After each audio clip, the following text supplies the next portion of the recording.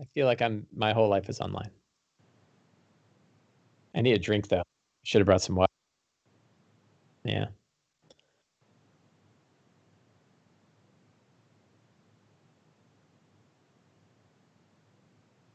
Oh, really?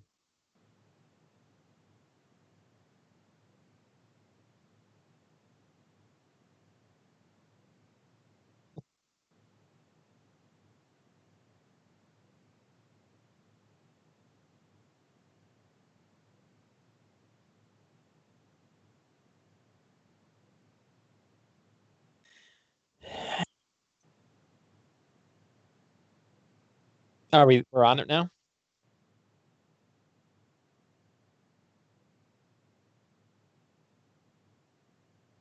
Yeah, it takes a little while for it to kick up.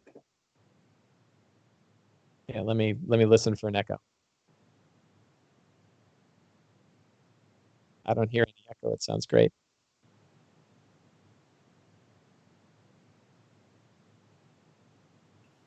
I don't hear you. Yeah, hear me. Yep, that's because there, now it's there.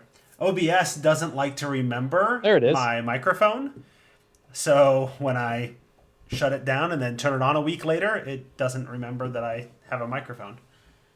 So I need to do two things. It looks like you already have the backdrop angle set, No, I don't do. you? I always do. So I'll put the backdrop up, and I'm also going to get some water, but neither you nor any of the fans are allowed to make fun of my pajama pants. Um, no promises. Oh,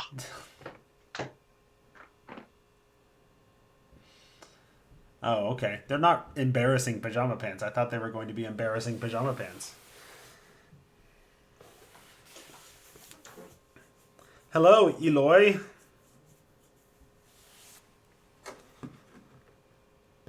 Since Mike's running around and doing things, it's just you and me right now. I hope things are well.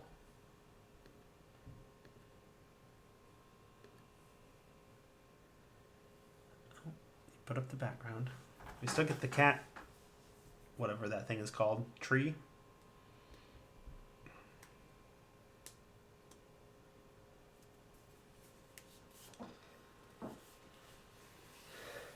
So I hope, Eloy, you're coming. That you've got some sort of question that you can ask us later. We're short a Sam. Sam's not with us tonight. And if you ask a question later, you'll be getting an extra entry into this month's contest. Hey, Sam. Sam. Mike is Mike, back. water, backdrop's up. I was kind of disappointed. You made sure that we wouldn't make fun of your pajama pants, but it was just that you're wearing pajama pants. I thought they were going to be embarrassing. Well, it's just kind of embarrassing to be wearing Oh, pajama I'm pants. also in my pajama pants. Well, yeah. I mean, it's like it's after 7 o'clock, right? Oh yeah, It's time for pajama I get pants, home from work. I only go to campus on Tuesdays and Thursdays this semester, right? and I get home, 4:30. I go straight into pajama pants. So that's Yeah. the rest of my day. Well, we only did because it rained on us when we were out for our evening Uh, walk. We got stuck in the rain. yeah, no. Once I get home from work, I don't have to. I don't want to change my pants 3 times, so I just go straight into the pajama pants. I'm not going anywhere once I get home. So all right, so we get some extra time to talk tonight because we're Samless, but that should Yeah, be. I pasted my perchance Eberron mission generator into the Oh, chat. nice. People want to check it out. I think it's awesome. I Did, love it. did you I've post it been into the making chat random because it's generators not all in the day. chat? Is it in It's my chat? probably. I thought I Did you could send post it. it in your chat? I posted in my chat. That's Are not you useful. hosting over there too? I am hosting. Nice. Yeah, there we go. There. Oh, apparently some people aren't wearing Eloy pants. C says, "At least you have pants." That's true.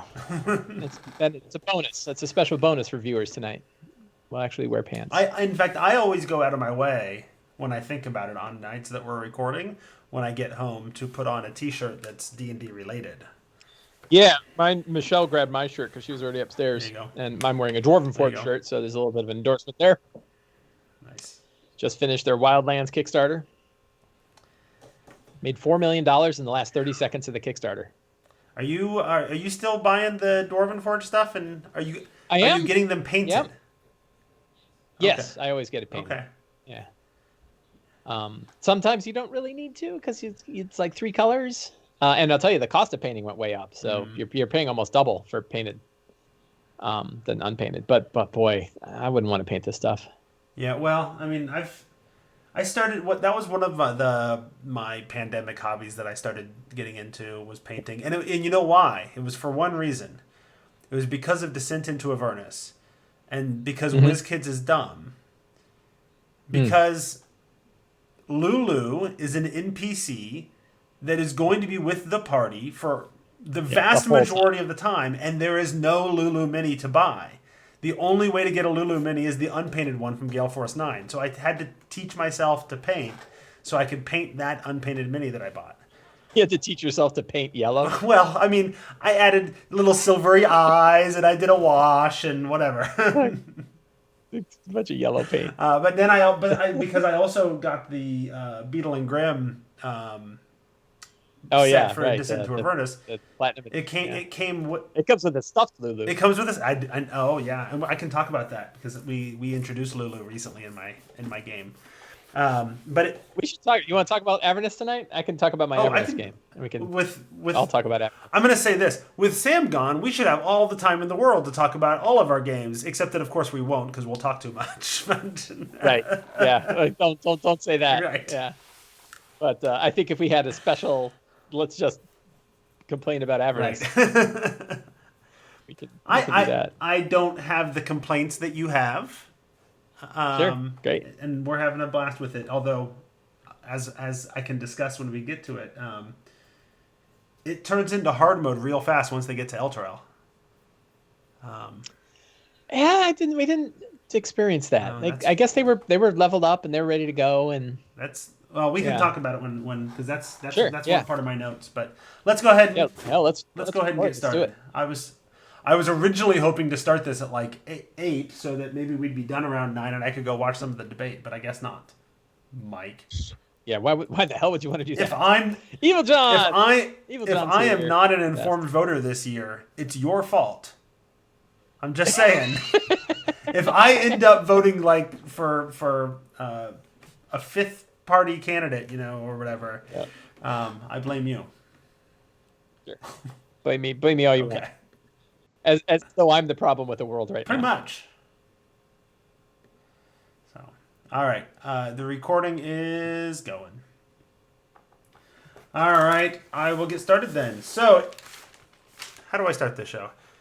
This is Behind the DM Screen. It is October 2020. We are 2 DMs talking about our games and helping each other out.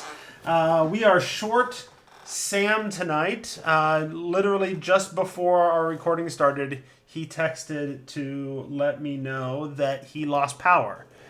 And the power company says it'll be fixed around 11:30 tonight, which he estimates means somewhere between 8:30 and, tomorrow.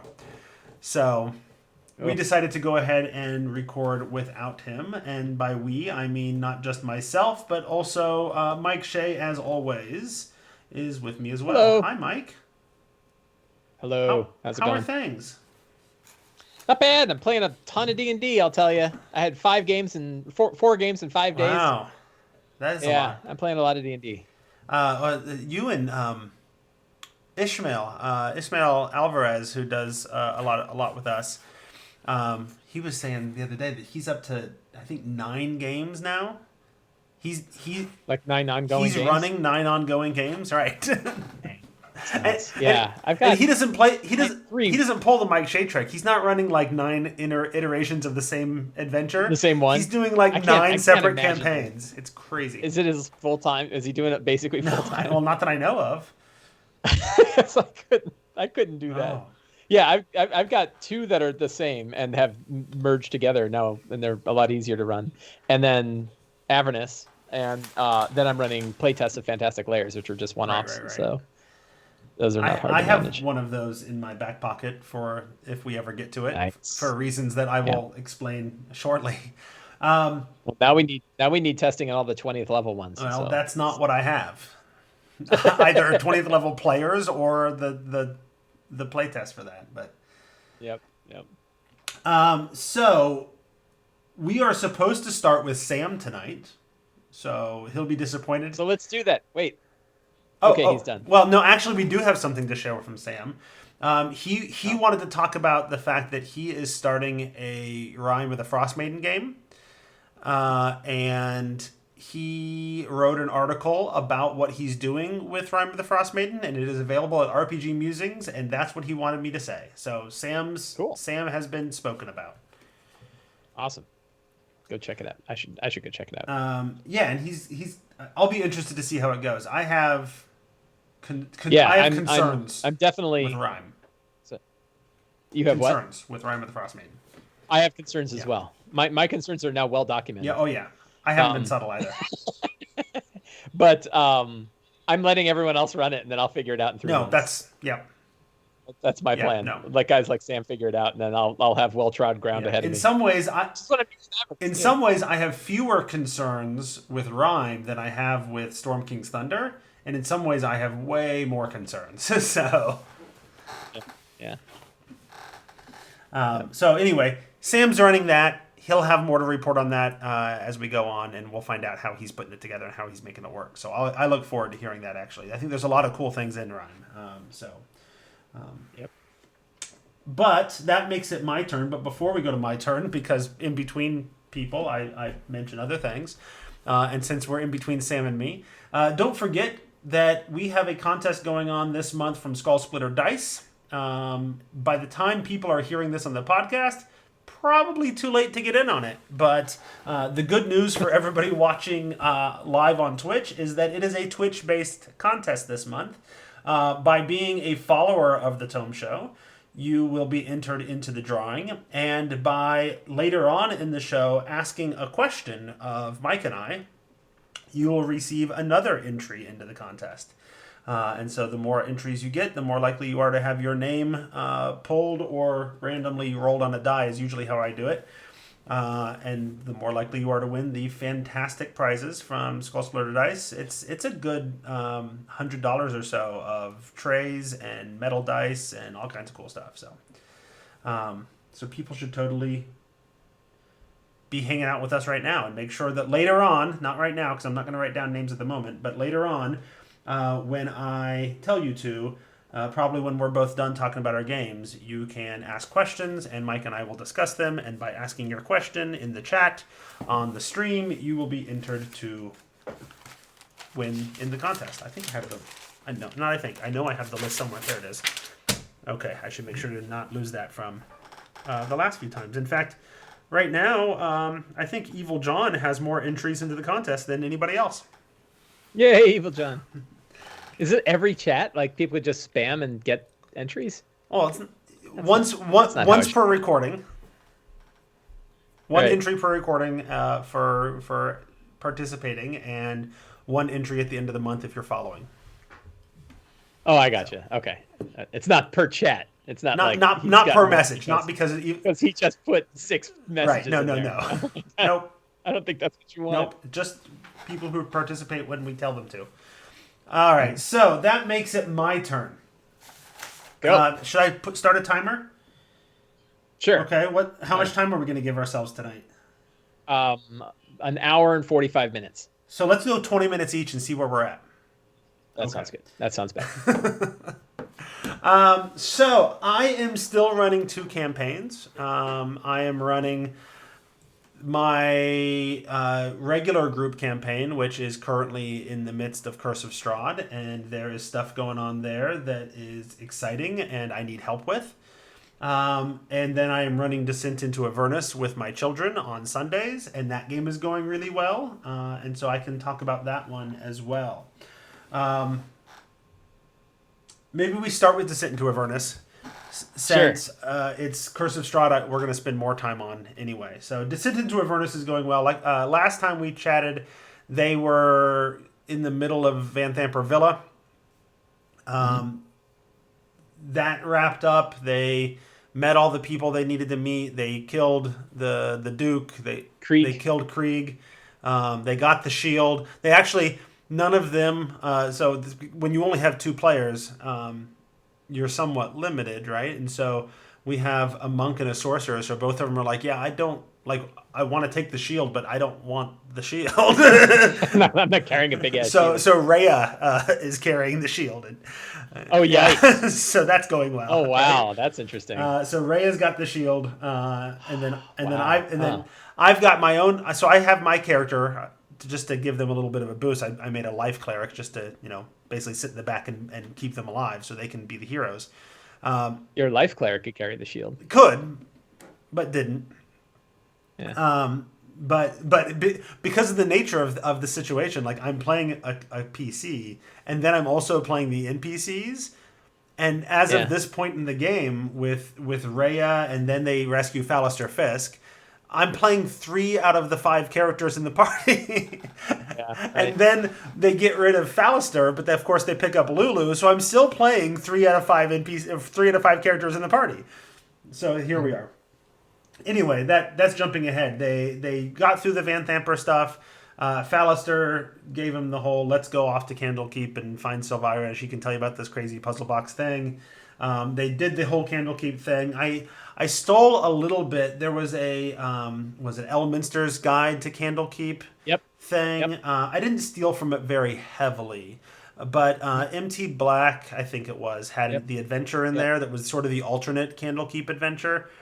MT Black was also one of the authors of Descent into Avernus. Well, and that sometimes happens, right? James Intercasso has done the same thing where he's done a bunch of like supplemental or sort of the director's cut. Right. Yeah. The thing is, I don't know that I really liked the supplemental thing that Black had in that book, in the Candlekeep book. Except for the one scene, like I didn't that version, the Elminster's Guide to Candlekeep version of the Candlekeep thing is there's a council of powerful wizards and they're trying to discuss what to do, and then demons break into, or devils or whatever breaks into Candlekeep and they're running amok and you have to run around and you meet the dragon in the basement of the archives or whatever, and then you go off to the Fields of the Dead where the original portal to hell was that Zariel went through. And I really liked the last part. Like the bit of like, well, we just cast plane shift and you're there, right? That's kind of boring. But the whole like go to the grove and go through the original portal by cutting down this magical tree that a unicorn has been geased to stop you from cutting down, that's and it worked exactly. So basically, I just stole that part. Like I ran Candlekeep as it is in the book, but then instead of having Traxagor cast plane shift on him, it was like, well, now I can teleport you and Lulu to the Fields of the Dead. Lulu knows where the portal is. She remembers that, and so then it turns into like, okay, hey, we're in the grove. Oh, it's a unicorn. I don't want to fight a unicorn, right? One of my kids is really empathetic, and he's like, I don't want to kill a unicorn. Like, unicorns are good. And the other of my sons is much more tactical, and he's like, I don't want to fight a unicorn. It's way too powerful for us, right? Its challenge rating is crazy high, and it's not. But they don't. He didn't know that. Unicorns are, or that one isn't. No, they aren't. Unicorns are. It's like what, CR5 or whatever for a unicorn, and they're 5th level. They could have taken it. I think I have. I don't know. Unicorns aren't as powerful as they could be. As right. Oh, they're CR5, but they are legendary. There. So yeah. But in any case, it didn't matter because the tree, as described, isn't actually very powerful. So Rhea hit it with a fireball, which, if I had run it as written, would have immediately knocked it down. But again, I want my kids to be the heroes, the players to be the heroes. So basically, I just sort of fudged the hit points of the tree and said, okay, well, the tree's burning and it's not looking good, but I allowed my youngest to run up and cast Toll the Dead and finish it off, right? Mm-hmm.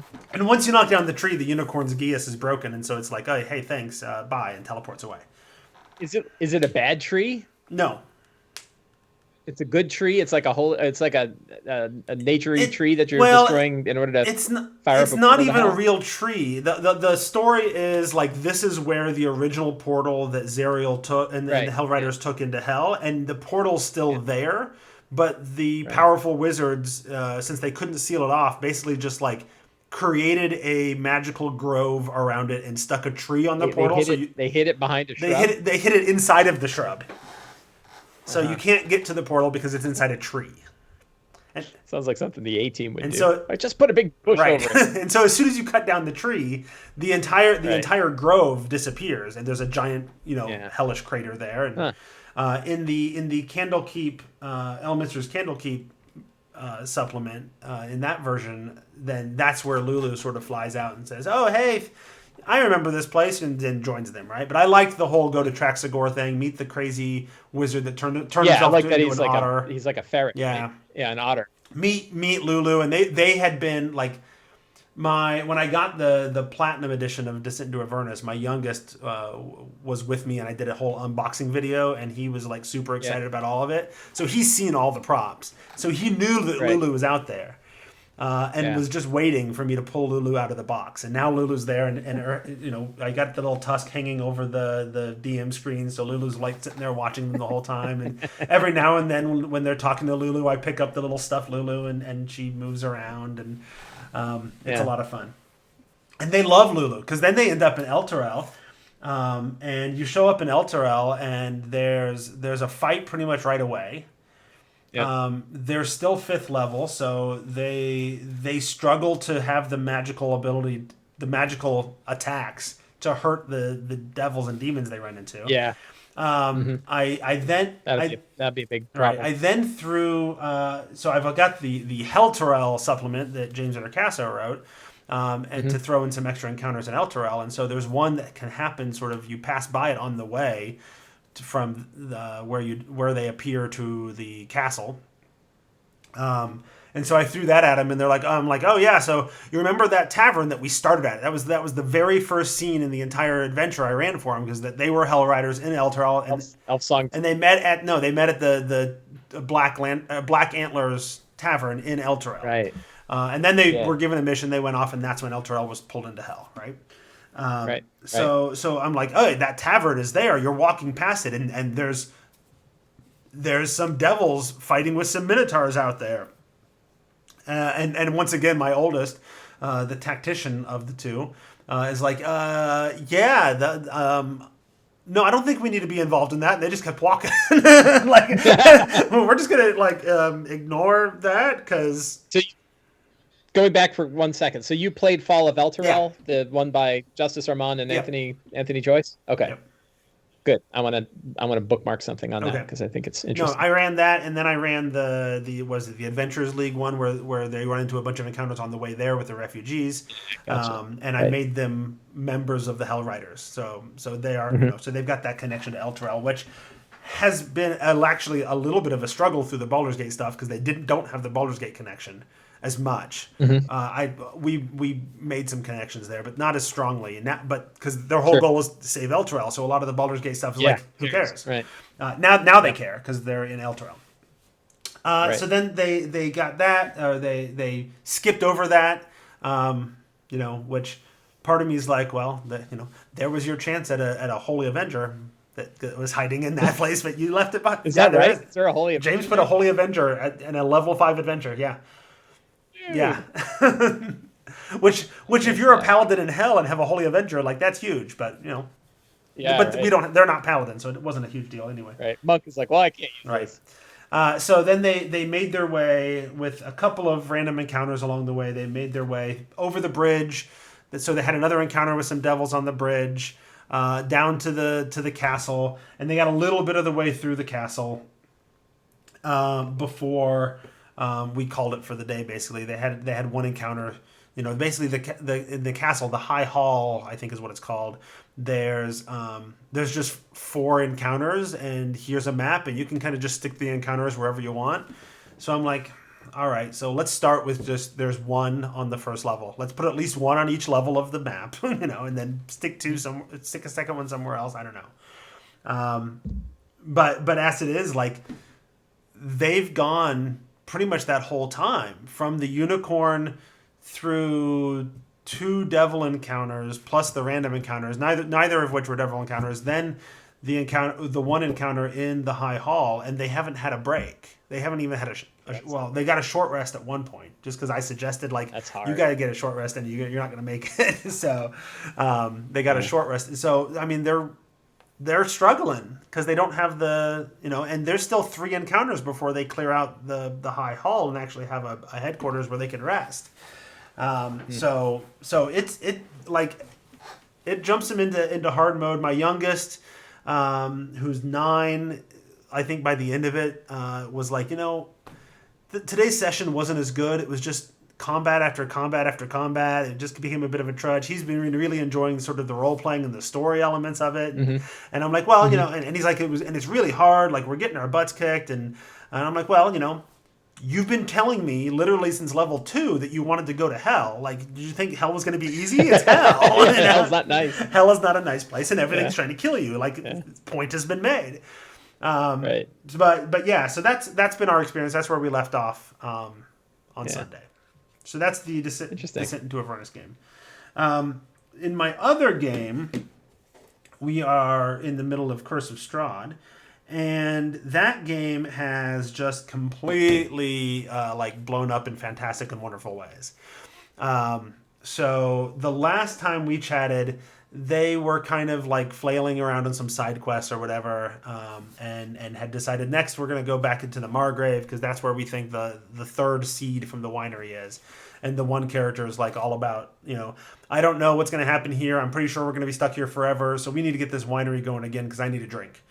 Right? That's his motivation right now. But you may remember that I brought Trollskull Manor from Dragon Heist with them. Though it was also brought in through the mist. And so they got word that there was trouble up at Trollskull Manor. Like, hey, that's our place. Right, and they're like, that's our don't screw with our place. That's our place that we haven't been to since the first session of Barovia, right? But that's fine. So they went back. Their employees have been sort of holding down the fort and keeping the bad guys away or whatever. But now they show up and they find that the place is surrounded by zombies and vampires. And they're just all sort of casually sitting outside the manor. Oh, you want in? Go ahead. Yeah, no problem.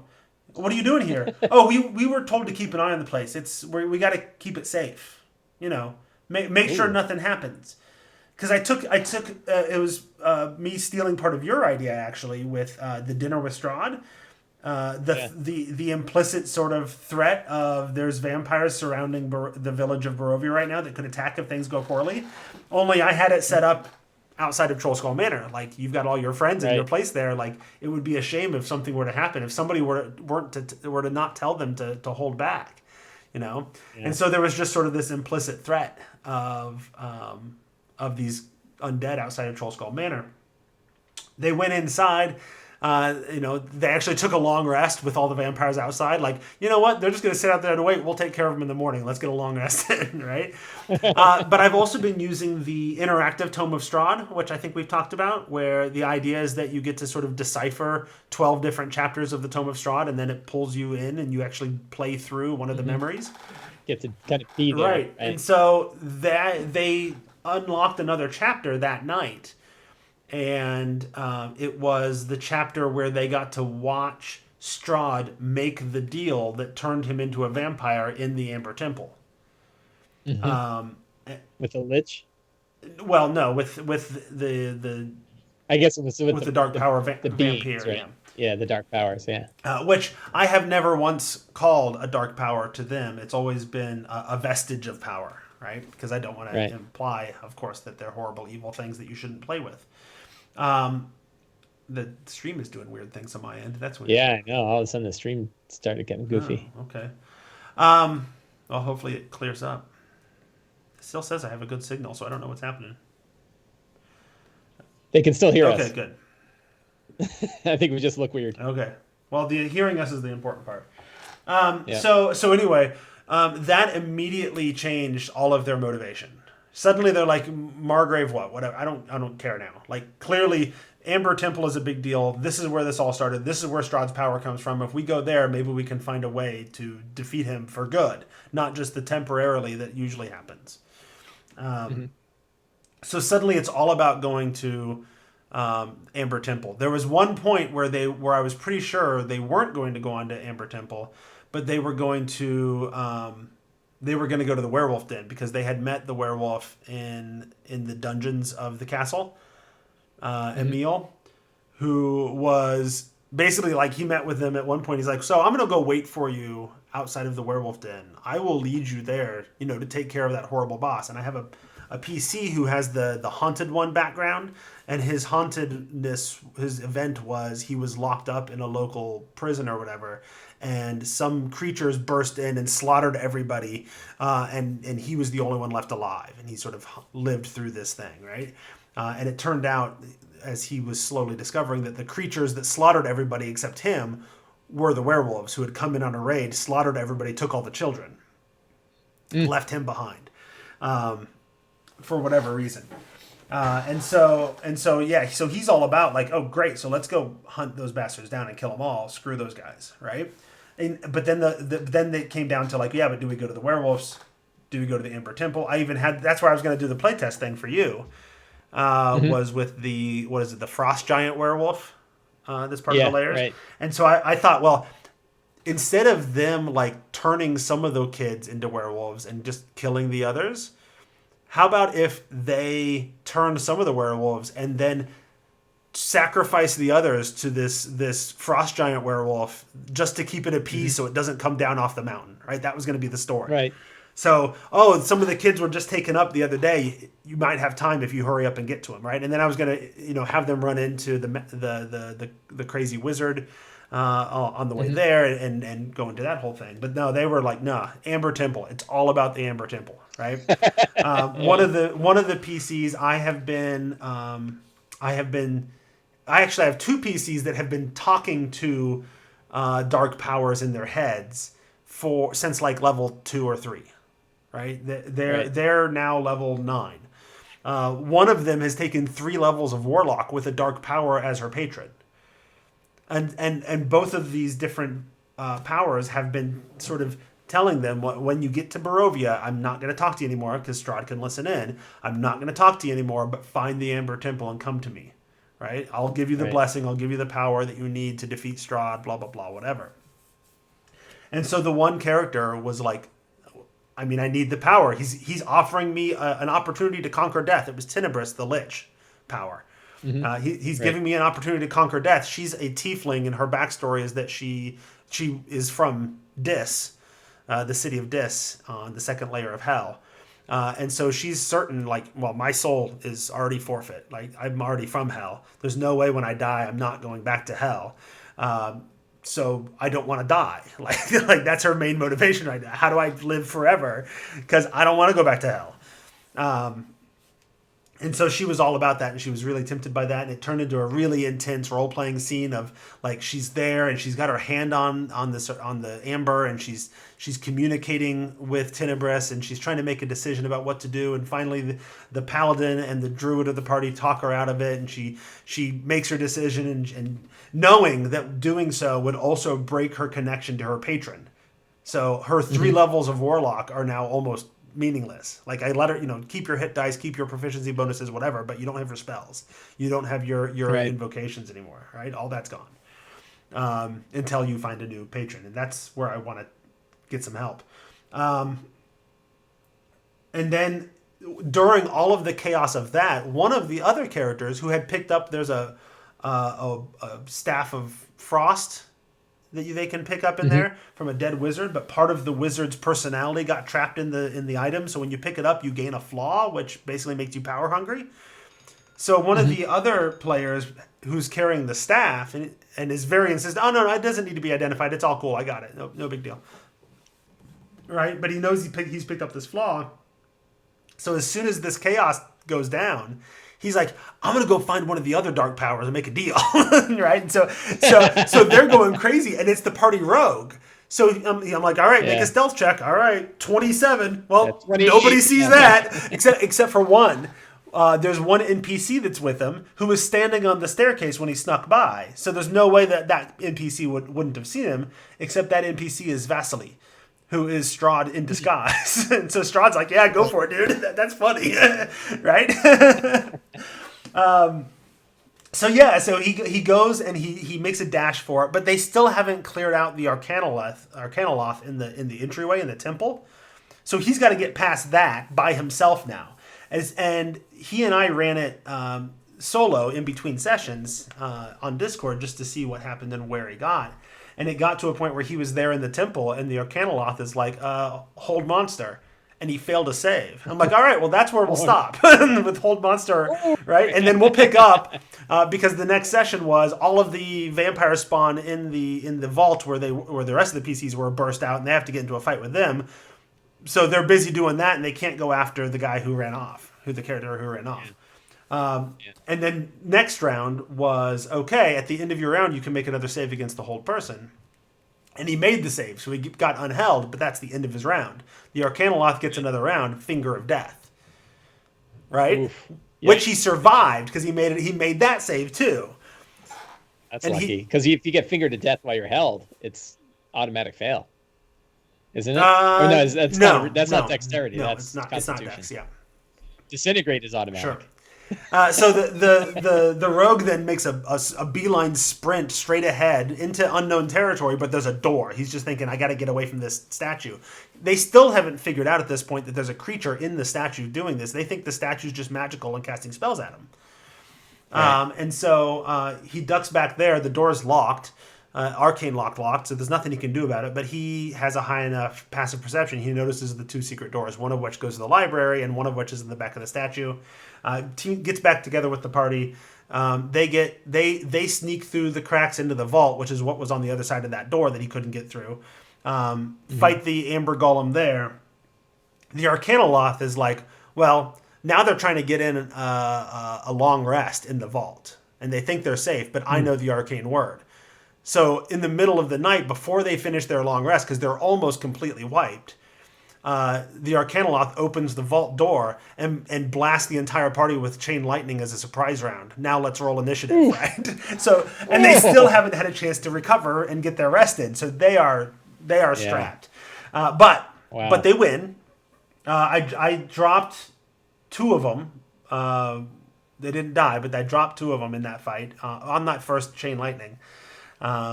So it was close, and it was a tough night. And then they were like, well, the one who had run off is like, oh, I heard some hags down this hallway. We should go deal with that because there's some Barovian witches down there. He doesn't know. His vision wasn't such he could see him, but he could hear him sort of cackling and whatever. We should take care of those before we go check out other things. Okay, let's go do that. But that's really, he just knows that that's where the vault is he wants to go to make a deal. So they take out the Barovian witches, which are really, really easy for being in the Amber Temple. Sure. They take out the Barovian witches. He gets in the last shot, actually, against one of the brooms, and then speaks the command word to open the vault that he wants to get into. And then still has his movement left and runs in there along with one of the sorcerers to touch the sarcophagus. They call them sarcophagus. It's just a big giant thing of amber, but so he touches it, makes the deal, takes the blessing. It wasn't the one he was aiming for because there's no way to tell which one it is, right? So he touches the one and takes the deal, but it's the one that gives you mind blank for a year. But also your eyes melt, right? So he's got empty eye sockets, and everybody's like, dude, what did you do? He's like, nothing. It's fine. This is awesome. I'm more powerful now. You know, it's like, yeah, but your eyes are gone. No, I can see. It's okay, right? And so they're all trying to wrestle with him because he's immediately then going on to the next one. He's going to go make another deal. Right. So he starts walking off, and they're wrestling with him. They're putting manacles on him. They're doing all this other stuff. Meanwhile, the other character who's been talking to one of the dark powers in his head uses this as an opportunity to sneak off because he's not even in the same room with him. He doesn't even have to make a stealth check. And so I had to play with him in between sessions as well, and got to a point where I'm pretty sure he made the right calls that he's going to get there before anybody can stop him. And so he's going to have made that deal, but we've tracked it. I've got my little Post-it note with where he is on each round in case the rest of the party has a chance to sort of see him and go after him. So we'll see what happens. But yeah, no, Amber Temple has been crazy and fun, and it's a crazy place. I ran that one too. They did meet. I I always mispronounce his name. Exanther. Yeah, Exan, Exanther, something like that. Yeah. And they restored his mind, but not his body. And that gave me a nice sort of opportunity for an info dump, setting up what's going to be my Act 3 after they get out of Barovia is going to be about the Dark Powers in the Emperor Temple, all choosing champions in the real world, right? And then now you have to go and try to figure out how to seal them up again. That's going to be my epic tier for the campaign. So he got to sort of set up some of that story for him. My question is, and I am significantly over time, but that's... I was gonna say you gave yourself 5 extra minutes, and then no. That's that. No, that's par for the course for us, right? Yep. My question is, my character who lost her warlock powers. Right. I gave her some options in terms of I said you can make another deal with another patron, whatever. That's fine. And you and I can talk about what that's going to be, so that I don't. So I'm just not because it's corny and dumb to have you go patron shopping, right? Right. But you and I can talk about it out of character, and then I know. And then we can come up with a way that it happens. Yeah, right? And so she wants to do. There's a. Does she have a particular type of warlock she wants to be, celestial or shadow or whatever? Well, that's what this discussion was about. What kind of patron is she going to get? Okay, so she doesn't even. Okay, so we'll change her build. It'll change her build. This is beyond just picking a patron, right? And so because she was, we used the dark power as an undying to allow her to be an undying patron. Yep. There is a Kobold Press warlock. I think it might be from the Heroes of the Margrave, which fits in well because I put the Margrave in my Barovia, right? So it's possible there, and it's this patron that's all about the hunt, right? It's the idea is that it's this ancient fae who went into the woods and became sort of the ultimate hunter and isn't really even fae anymore, and is just this entity that's all about hunter and prey and or predator and prey and all that. And so I have to figure out who that is and how to extend that. I'm okay with letting her suffer with not having a patron for a few sessions, but eventually that's not going to be fun anymore, right? And part of me was thinking that it could be the... So I've talked about how I stole the idea of this vampire queen who can speak to the forest from Grindelroot. And so there is this red queen that she's had some contact with. She's I almost had a TPK until this same character made a deal with her way back at level 2. Right. So she's had some contact with her a long time ago. Maybe that is the new patron, that this vampire queen becomes the new patron. But I'm not entirely sure. What about is Tatiana? I mean, is Tatiana still like a driver in the campaign? Tatiana's been dead for 200 years. You mean Irina? She's still kind of resurrected inside Irina and all of that, right? And it's the thing that Strahd's trying to bring back. But it could be interesting to have Tatiana as a celestial. As a celestial patron. Yeah. So and her soul is still out there. And there's actually other options for celestial patrons as well, and I floated that idea because we have a paladin, Aasimar paladin in the party whose guardian angel sort of character is his dead mother whose soul is trapped inside of the sun sword. And he has the sun sword, and so he sometimes sort of communes with mom. And so there was talk that could work, but I don't think she was as interested in the build. We already. I was gonna Celestial is pretty good for being in Barovia. but we already have one, so it would just start becoming redundant. Right. So that makes sense. Yeah, you could also do Undying and have the Lich. The Lich of the Amber Temple could be an Undying patron. Sure, that Lich was already the reason that Lich is a Lich is because they made a deal with Tenebris, who is the dark power that she already rejected. Oh, right? I got it. Evil John's pointing out that it could still be secondary, where maybe the Lich isn't really that allied with Tenebris. It could be. Right? Maybe Evil John is pointing out that I'll give you your power. Evil John is pointing out that the Abbot could make a good celestial pact character, except that was the scenario where we had some actual like real world trigger issues. Was that whole thing with the Gotcha. abbot? So I don't want to bring up the abbot again, especially with this character, if at all possible. Um, Right. so, but she already has the thing that she wants to do. I just got to figure out how to make it work. She wants to do the whole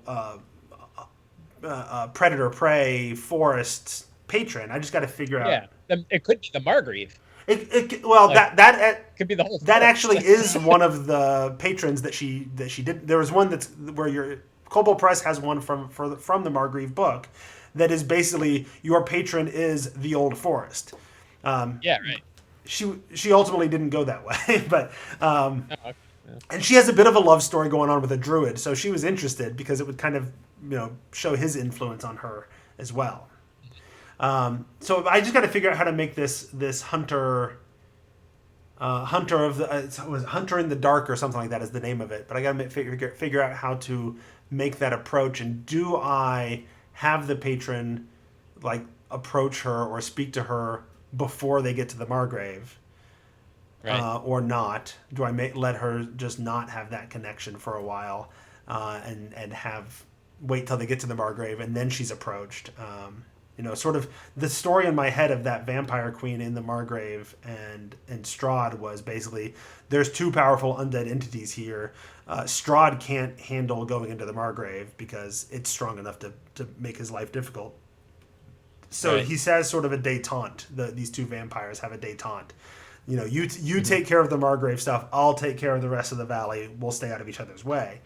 So I don't know that I want her like actually leaving the forest to come and find her and make a deal. Right. I don't know. So that's where I'm at. That's the struggle I'm dealing with now is how do I introduce this new patron? Right. And I don't know that we have time to talk about it much because we're way over my time. Well, yeah, I think we had a few ideas that we kicked back and forth, but Yeah. yeah, let's see where it In any goes. case, well, yeah, I'll keep rolling it around in my head. I probably need to figure something out before the next time we chat. This is our October recording, although it's actually happening at the end of September. So our next recording will be the beginning of November. We'll see. Right. I imagine by then I'll have figured it out and done something, but we'll see what happens. So before we go to you, I do want to remind people if you want to support the show, that you can do so by shopping on Amazon or DM's Guild by following the links at thetomeshow.com. And you can also support us directly at patreon.com/thetome. Yes. And become a patron there and support us directly. Yeah, that's it. Mike, you have a very strict 20 minutes on the schedule. Yeah, exactly. So you go for it. I'm running both my Eberron. I have two Eberron games and a Descent and Avernus game that are the games I'm running now. And I think it'll be more interesting to talk about Descent and Avernus because you're running Descent and Avernus, and we can pontificate those ideas. My Eberron game is moving along. It's starting to hit the downward slope. I think I know where the ending is going to be. I know what's going on. Got lots of interesting things. I'm stealing a whole lot from Stephen King's Dark Tower series. So they're going to a city called Eston, which is going to be a lot like Lud in Wastelands. Sure. Which is, they're going to see a giant, evil, sentient, warforged train that is being treated like a god. There's going to be ZZ Top, ZZ Top playing in the background, the god drums. And every time people hear it, they start sacrificing people. So there's going to be all kinds of cool stuff going on there.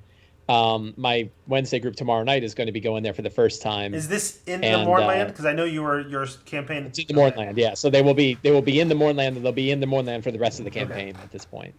And yeah, so I kind of see where this is headed. I think I don't know how many more sessions it's got to go. I haven't done my prep for my game tomorrow, so I don't know what that's going to be like. But there's like 3 or 4 different places in Eston, the city that they're going to, that they're going to need to kind of go through. But I have this sort of path in mind of like, they go to Eston, they meet Karshak, the crazy sentient train. They take the train to, what's the place called? The City of Making, which is in the Glass Plateau. And that's where the weapon of mourning was made. They go to a place called Clawspire, which was where it was built. And now it's sort of, I don't really even know what it is yet. I haven't even really thought this through. But I think it's like a giant rift in the earth that has been created that goes like down into Khyber and has this like connection between all three dragons, and Okay. I don't know what. I got all kinds of craziness there. So I'm really playing it playing it by ear, playing it, you know, playing it session by session to see how things go. But I think it'll be a lot of fun. And but yeah, so I've also been playing on basically between every 2 and 3 weeks my Descent into Avernus game, and that one has been very interesting. And we hit some stuff that I think is interesting to bring up with you. I did a video about it on yesterday about soul coins and the issue with soul coins. I saw that you were talking about that. Yeah. Yeah. So so there's a couple things. One is I didn't like either of the paths. So we passed Elturel, right? They got through Elturel and everything. That all ran fine. So like chapter, I ran Fall of Elturel as the intro. So they're tied to the Hell Riders. They're tied to Elturel, and they're tied to Rhea Mantlemorn, which is a much stronger way of running this adventure than to try to run it as is. So that worked really well. We did all the stuff in Baldur's Gate. They got through that. They went into Elturel, and I didn't pad out Elturel. I really just had them go, through the city, see what was going on, get to the Citadel, get to the High Hold, find the survivors there, then go to the temple, close the gate, meet people, and then get Ultar Raven Guard to get back and all that. So they did all that, and I knew that there were these paths, and I'm like, okay, well, I don't think everything I've heard says that the Path of Demons and Path of Devils doesn't really work that well. It's not that much fun. It's a bunch of like collection quests with the constant problem like you waited for us to come here to go get that thing for you, like just go get it. It's right over there, right? So there's a lot of like why the adventurers have to be the ones to do it. This is my understanding. So I'm like, okay, well, I'm going to read through it, and I'm going to pick the locations that I like. I'm going to figure out ways. Because there's a lot of cool places. So like, what's the path that I'm going to take? And I came up with a storyline which I was calling the Path of the Hell Riders. And the idea there was there's these like 5 generals that served Zariel, and some of them went bad, and some of them stayed good. And Yale, the paladin who ended up getting Zariel's sword, is on the good side. Jandar Sunstar is on the good side. But then there's these 3 others that kind of fell along with Zariel and now serve Zariel. And I thought like it'd be kind of fun. So their whole thing is like the party knows like we've got to find the Bleeding Citadel and get the sword. Like that's our goal. And then my thing is like, well, how do I get you a path that gets to the sword but isn't like it's right over here? Like get in the car, drive 20 miles east, and there's the Citadel, and you're done. So, my thought was like, you have to follow the path of the Hell Riders. You got to, first you got it. So Yale placed the sword and stayed there. So no one knows where Yale is except one other Hell Rider, and that's Jandar Sunstar. And Lulu. He knows and Lulu, but Lulu's totally unreliable. Evil John points out that your idea works really well as well because you can make the 5 generals connect to player backstory. Because in order to be a Hell Rider, you have to be descended from some of the original Hell Riders. Wouldn't it be awesome if Great Grandpa was one of these generals? Yeah. Grandpa is actually Olendar, the Death Knight. I'm gonna steal that. So, yeah, good idea. Right. And so the thing that I failed at was I basically like lore dumped them about the generals and said like if you want to find Yale, you have to find Jandar. If you want to find Jandar, you have to find one of the other Hell Riders, one of the other generals, and they're the only ones who know where Jandar is. And so I created this like linear path of like find one of the generals, that'll get you to Jandar, the Jandar gets you to Yale, and then you'll be at the Bleeding Citadel. And the players, so a couple of my players are like, they're like, well, it feels really railroady because it's like one guy to one guy to one guy. And I guess what I wish I had done is saying like, so the 3 generals that exist are, they're basically what I wish I had done is said like, you need to get to Jandar. But you can do it by finding any one of the 3 generals that serve Zariel, and you get to pick which one and where. So you could, for example, find the general who's hanging out at the Crypt of the Hell Riders.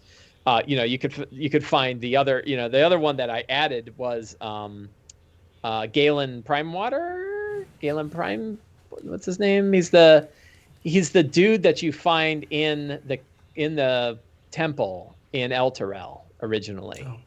And he's also one of the characters in Fall of Elturel. Gideon Prime. Oh, Gideon Lightward. Lightward. So I made him one of the generals, right? He was like the spy general who Zariel sent back into Elturel to get it prepared for the whole thing. And so he's a vampire general. So you have like a vampire general, a Death Knight general, a Hell Knight general, Jandar, who's a vampire and stuck on a tree. And of course, how a vampire general was hanging out in Elturel with a second sun hanging over it, who knows? Who made the second sun? So Zariel just said it didn't affect him? Yeah, okay. Guess what? It doesn't affect her. Right? Why not? It's her son. She could probably make it do whatever else she wants. So yeah, that was the deal. Is like he was, in his state, he could walk around and be perfectly fine inside Elturel, because she made it that way, right? And in the meantime, he's a vampire the whole time. So the idea, I wish I had put out more options of like 3 or 4 different paths, but I did put out more paths, and I had like what's his name, the Krull, Archon's guy showed up and said, my boss wants to talk to you. And so they went and met with Archon, and Archon said, you can give up this whole sword nonsense. All I need you to do is go get this object in this temple. But I need you to get the word to open the object, and the word is held by this Obelix guy that's being tortured by Bel. So go rescue the Obriax, rescue the Obriax, get the word from him, then pick up the item, bring it and the word to me, and I'll free Elturel, which he would do by opening up the puzzle box and inside is Tiamat, and then Tiamat's free, and then Tiamat will agree because she's lawful evil. She'll say, "Okay, I will fulfill the deal, and I will burn the chains, and Elturel will be free," and that'd be the end of the campaign. So I gave a whole other path that they could take to free Elturel through Tiamat. I mean, is that the end of the campaign, or is that the beginning of a whole new campaign about the war for control of the first layer of hell? Well, yeah, but is it the characters who get involved in that, right? Like I'm kind of because it's because this adventure, because I'm running this like every other week and every 3 weeks, I don't mind doing it quickly and having a lot of stuff happen fast in the session. There's no way my players would just let the campaign stop there, I don't know. I mean, mine will end when I say it's done. Okay. So they'll do it. But they're not about to, like, they don't care. Like, no one cares about, like, well, who runs Avernus? They're like, all we want to do is get our city back, right? And if they get the city back into the Prime Plane, but they saw through that, and they're like, we're not letting Tiamat free. We're not helping this guy. Like, this sounds really bad. So they said, we respectfully decline. And he's like, then get the hell out of my citadel. And so they did, and he left. And so now they're back to finding the items again, and they are now halfway through the Crypt of the Hell Riders, and then the Death Knight's going to show up, and it's going to turn out that he's actually betraying Zariel too. So they'll have that option to not have to fight a Death Knight and 2 Gorgons, which is a good idea when you're level 8. But yeah, the soul coin thing, and so one of the big things that I've been thinking about a lot with the soul coins, and I talked about, is like, what are the themes of the adventure, and what are the things that reinforce that theme as you're playing it? And the idea of like burning souls to power a vehicle for a day didn't sit well at all with my players. Well, what theme specifically does it not jive with? So it certainly doesn't jive with like the sacrifice and redemption theme. Like, saving 300 people in Elturel is not worth burning 50 souls permanently. Right? Like, you're better off letting everybody in Elturel die, and at least their souls But they're bad people souls. But how bad is it? It doesn't matter how bad the person is, because it's an eternal soul. Right. Murder is not nearly as bad as destroying a soul permanently. So pretty much nothing other than destroying souls of their own.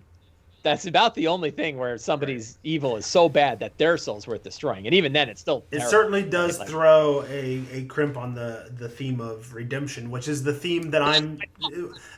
That's why I brought it up, is because it sounds like you're also headed that path. And I think that, like, and particularly if one of your players is like, I don't want to hurt unicorns. Right. Oh, I mean, and my players... Because unicorn in there, too. Oh, well, right? And I've laid the groundwork for that, but that is likely to be a thing, because my current players are my kids, and they're not even on much of a redemption arc themselves. Their big secret, their dark secret, was that they tried to overthrow the government of Baldur's Gate to install a democracy. So they were always the good guys. Right, which is about that's the best bad secret. Right. So, well, an interesting thing for your campaign is like if Rhea's got the shield, you can kind of pull a Baldur's Gate or not, yeah, Baldur's Gate, not Baldur's Gate 3, a Diablo 3 style Oh, thing where if she stays in the city and she like let's say they go off into hell and do their stuff, but she's not with them. She could be slowly getting corrupted by the shield, and when they come back, she's the villain, right? Like, now her eyes are burning red, and she's the one that's like, I'm gonna, I think Zarya was right, and maybe she becomes one of the generals, right? And now you got to worry about her. So that could be a fun thing, and that's sort of the third arc with mine is like the shield and Gargoth, and Gargoth is probably the only other creature that can also break the chains. And Gargoth is like, if you can find a way to get me out of this dumb shield, I'll break the chains. Like I'll find a way to do right. it, And But how do you get him out of the shield? What's your idea for that? My thought was that Bell's Forge could break That's it. what I was thinking too. And if they can hurl the shield into Bell's Forge, it will break Gargoth out. And then Bell is like, oh shit, Gargoth's here. And then we Right? go back to the previous story of now the rest of the campaign is a war on Avernus for control. But Avernus has been in war forever anyway. Yeah, like, who cares but about not the war? between demon or archdevils.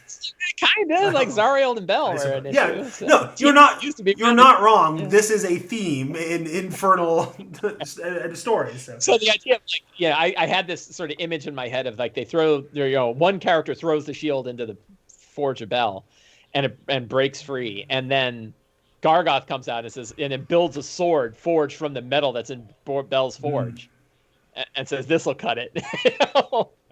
And by the way, now I'm gonna go to war, right? So yeah, so I don't know if that's going to make its way in there or not. I don't know how that's sort of going to play out at this point. I've got some other sort of things on the way that they'll run into. I want to have the whole Lulu gets grabbed up by hell wasps. I think that'll be fun. There's I didn't even tell you. I didn't even tell you how much my players love Lulu. Oh my gosh! Well, like every time she's remotely threatened, they throw themselves in the way to save her. So that's right. That's a good pull. For me, Lulu disappears for sessions at a time, and then we just suddenly remember that she's there, and she says some stuff like, "Oh yeah, Lulu's here." See, I think that's where the little stuffed Lulu on my DM screen will be helpful. I'll always be thinking Lulu. Yeah, it would help. So that's kind of where my Avernus game has been going. I'm kind of just sort of ramming it through too. I'll tell you, the characters are powerful as hell. They're 6th level. There's 5 of them. They're 6th level. 2 people are not branded in D&D, but only been playing for like 6 months now. And they beat a Goristro, like a CR, whatever the hell, CR 18 or something like that. And it hit him hard, but they took it down. So I'm like, they're going to tear through just about everything. I was a little worried about like Death Knights. I don't know about a Death Knight, even though the Death Knight can be a good person. Although I'm pretty sure a Death Knight and 2 Gorgons are trouble. That's going to be pretty hard, but you never know. So it's been going along, but I will say that like, boy, this adventure needs a lot of work, right? Like, Descent into Avernus more so than other adventures that I've run. Like I didn't have to do this much work for Tomb of Annihilation. Yeah, we've had this conversation. Yeah. We'll see. I still don't buy that it needs any more work than anything else I've run, but we'll see. Well, so there's needs work and can be worked, right? And the question is, there like I think there are things that need to be done to get Tomb of Annihilation in the right spot. It's like 4 things, and once you do it, it's okay. Curse of Strahd, I didn't feel like I really needed to do much. I was kind of happy to do stuff, and I modified it heavily, but I didn't feel like I needed to. I didn't feel like, if you don't do it this way, you're host. But the Descent, I definitely feel like there are things that are thematically off. There are major motivation points that are off, right? Like if you don't play it with a connection to Elturel, there's no reason to go to hell, right? And then if you do play it with Elturel, then all of these dark things that you have to put in front of your characters, they're the best choices. Don't bite onto any of those. Right. So there's these like weird thematic parts. Yeah. And then, but even, if I'm going to be so harsh as to call it a quote unquote bad adventure, even a bad adventure gives you a lot of stuff to squeeze out and use. Right. And so it's like, I'm still going to enjoy it at the end of the day. I have to do more work, but that's okay. And I'm still not on board with that assessment pretty much at all. So I don't want to say, I don't want to say the issues that it has are not as big to me as the issues in a couple of other adventures that they've published. and it automatically gets an extra boost because I'm a big fan of Blood War stuff. So that's automatically going to get bonus points for me. Yeah. And so like it's pretty if I ranked the adventures, it's pretty low on that list for me. I feel like I feel like I have to do more work. I felt like I've had to do major structural things to this one, more so than even like Horde of the Dragon That Queen, reminds me. and or Prince of the Apocalypse, which gets terrible reviews all the time, and I still have an easier time running that one. I liked Prince of the Apocalypse. I said something on Twitter the other day about how I think it's probably the most underrated adventure they published to date. But that could be true. Yeah, it's a first level encounter that doesn't kill you, so that's nice. But you remind me with this conversation because we have such dramatically different rankings of the adventures. Is that I had an idea that I've been discussing a little bit on our Discord that on election day I want to do a special election day episode recording where we do that, where we have our rankings and our votes and our election of the best adventures of 5th edition D&D. Yeah. And because I know you've done a lot of sort of thinking on this subject and have come to I've run just about every I think I've run every and have come to dramatically different conclusions than I have. I think it'll be an interesting conversation. So on election night, save that time. We're gonna get together and do a recording. Sure. All right. Maybe I'm so naive. I can't even imagine we're that far off. It's a month. Unless they're like, Senator Avernus is the best adventure ever. It totally works. And I'll be like, really? Well, it's probably in my top 3 right now, but you have to buy a whole other adventure to get it to work. I've literally haven't run a single adventure yet where I didn't go off and buy whole other adventures. You have to with this one. I don't know that you do. I don't think so at all. Hey, this level characters, go there and kill this cult. And if you don't, we'll send veterans after you to kill you. Why aren't the veterans going to kill the cult? Well, we can have a conversation about why Storm King's Thunder is a horrible adventure because it has no literal story that concludes. I'm with you on that one. But you know what also has a first level adventure that doesn't kill you? You fight some goblins. Right. Perfect. Which adventure are you ragging on for having a first level encounter that kills you? All of the others. Okay. I was going to say, because... Shall I start? Death House. Descent to Avernus. Well, but Death House was always a supplement. That's not Curse of Strahd. So, like, pretty much everything. Since, well, I just thought you were making a dig at Rime of the Frostmaiden, because that's been one of the critiques of that adventure. I'm adding that one, but that is not the first. No. And, boy, you can line up all the others. I know it's like... bitching about first level adventures for like 5 years. It is absolutely accurate that Wizards of the Coast clearly does not know how to introduce an adventure after all these years with an appropriate first level encounter. They don't even follow their own rules. No. Right? Like you guys wrote the encounter building rules. They don't work. They're not working for this. Not the way they're... Yeah, no. The first encounters have been traditionally way over difficult. And not for... particularly necessary reasons. No, not good reasons. No. Like, go ahead and make the end hard. Right. But this is the tradition, right? They started with the first one. Was it Horde of the Dragon Queen? You got the big takeaway from Horde of the Dragon Queen is, wait a minute, you know that first level characters are squishy. Like, this is not okay. They actually went and fixed it. In the reprint, it isn't that way. And the reprint's good. The reprint, you get second level right after you beat a bunch of kobolds. Right. You do one encounter and then you're second level. I'm like, that's exactly the way it ought to be. No. Prince of the Apocalypse, I don't remember having a difficult start. Good. It has a great intro. But yeah. Out of the Abyss, I argue, is okay for the theme you get. As long as you guys are. But Out of the Abyss starts they build that from the get go as like D&D on hard mode, because you start breaking out of prison. It's still not as hard as the later ones. No. Like, because you're in prison, you're in prison, you don't have anything, and you got to break out. It's not like, hey, go hunt the guy with CR3.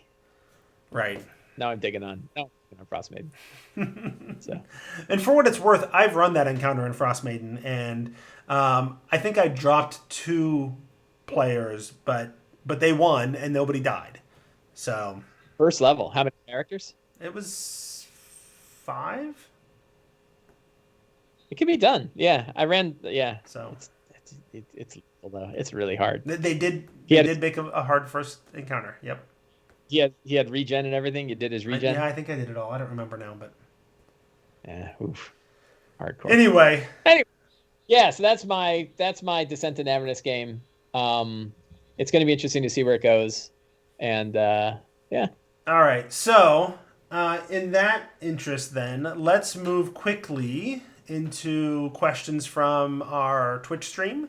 So this is your chance. Ask a question of us about our games, or about your games, or about life, the universe, and everything. Those of you watching on the Twitch stream, this is your chance. Start posting your questions, and not only will we talk about your questions, but I will jot down your names, and you'll be entered into the contest one more time. So it's pretty much Eloy C and Evil John. they've done all the chatting. We've got other people watching, but those are the folks doing all the chatting right now. Because I think of our 5 followers, 2 of them are you and me.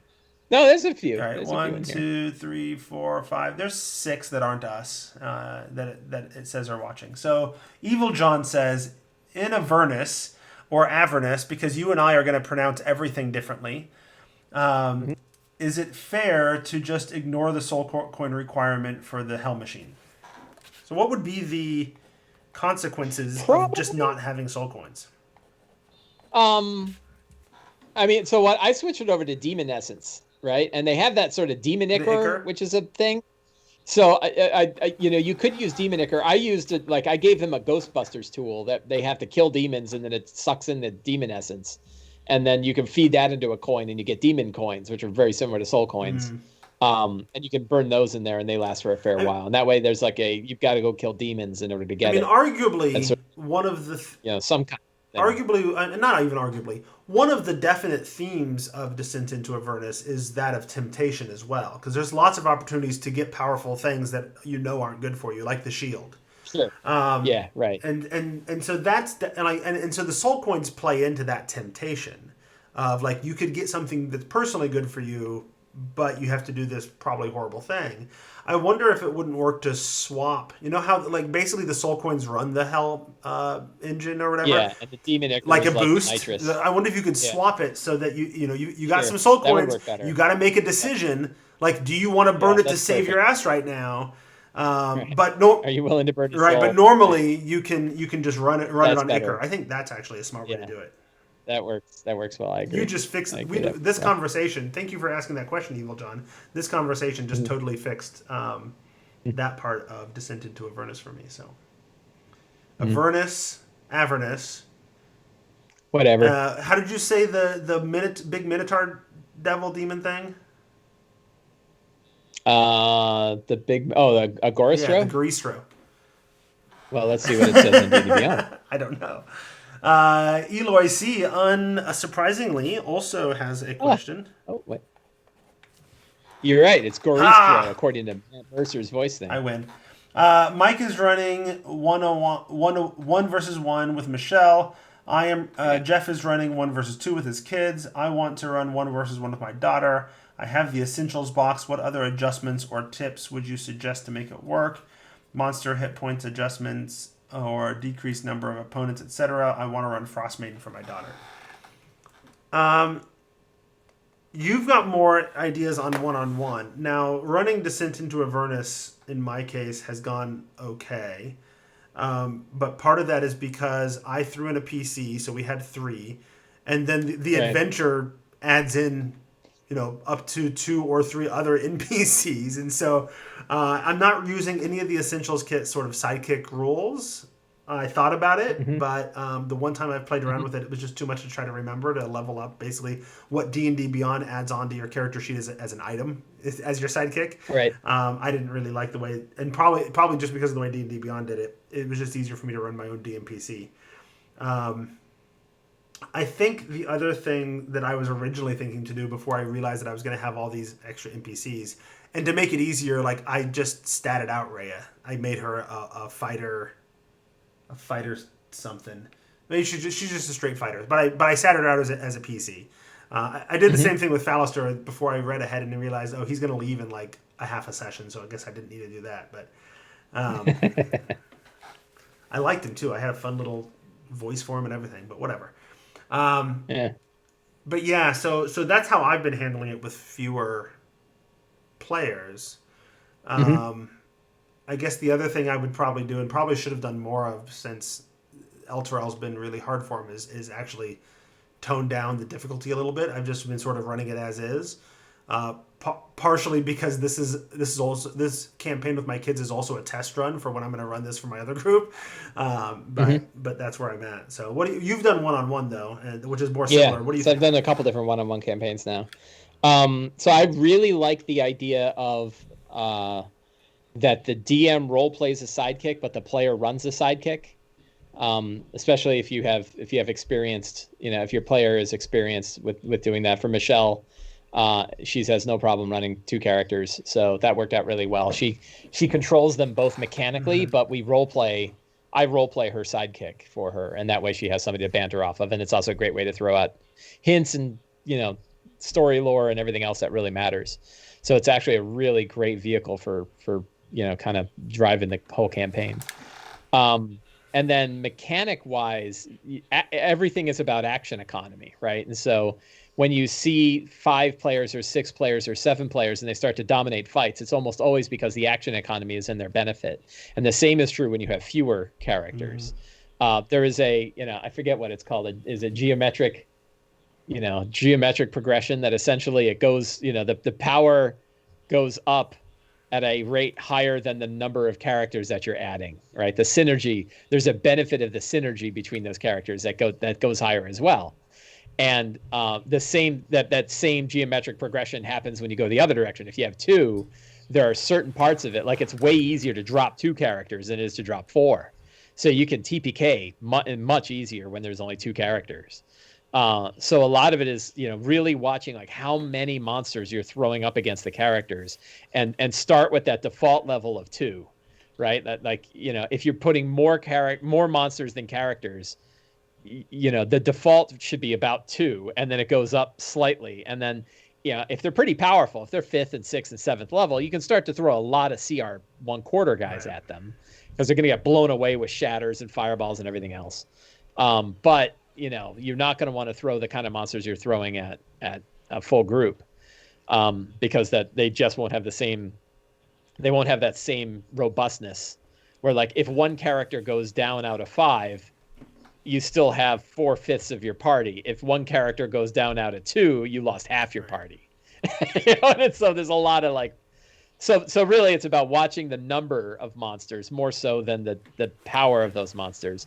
The only time the power is an issue is when you have somebody that's significantly higher, or if they're legendary. And you can scale legendary guys down too by essentially not giving them as many legendary actions. So you might scale them. If you only have 2 characters, you might just give them 1 legendary action or even no legendary actions. And that, because the whole reason they have legendary actions is to account for that action economy of fighting 4 characters. Mm-hmm. If there aren't 4 characters, they don't need it anymore, and then you can sort of dip their power down. And Um, and then unlike Descent, Rhyme doesn't have like easy NPCs that are going to be hanging out with the players. Um, yeah, I haven't read enough to so see, but that wouldn't like surprise like me. You can always add, I mean, you could. but but I tell you, I really like, I really liked just 2, right? Like I'm perfectly happy with not Yeah. having an army of NPCs Oh following no, around, and no. just letting them have a It couple. drives me Yeah, crazy that when you've got because Wizards has done that regularly. Like, here's a bunch of NPCs for the DM to run. Out of the right. Abyss, Tomb of Annihilation, Yeah, sure. Descent into Avernus keeps throwing NPCs, and it's like, no, I have the whole world to play. Stop making me play NPCs constantly too. Right, right, right. Yeah, yeah, and So the yeah, I'd say one other thing is also go ahead and give them a fair number of magic items, and give them items that let them step outside of their class. Mm. So giving them things that let them heal when they don't have healers, giving them area of effect spells when they don't have damage dealing area of effect And people. So maybe that, on like, that note, even consider taking give your fighter a beat a necklace of fireballs. but taking some of those items that normally would require attunement and rethink whether it actually should need attunement, because with only one PC, that makes the Right. attuned items a lot less valuable because they only That, ever get yeah, 3.